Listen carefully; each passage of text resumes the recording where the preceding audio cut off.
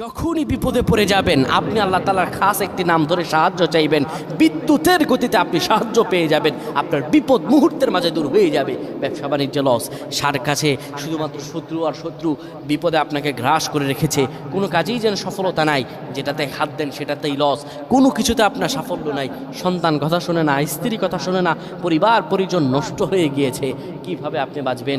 প্রবাসে আটকা পড়ে গেছেন, আসতেও পারেন না, কোনো কাজও পাচ্ছেন না, আপনি আমলটা করেন।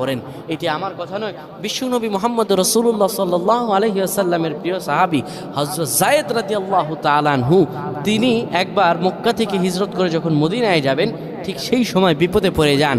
ওনাকে একটি লোক বিপদে আটকে ফেলে এবং ওনাকে হত্যা করার চেষ্টা করে। তখন তিনি আল্লাহ তাআলার এই খাস নামটি ধরে সাহায্য চেয়েছিলেন, আল্লাহ তাআলা তাকে বিপদ থেকে মুক্ত করেছেন। সুবহানাল্লাহ। সেই দোয়াটা কি? তিনি যখন বিপদে পড়ে যান তিনি বলেন, আগিসনি ইয়া রহমান,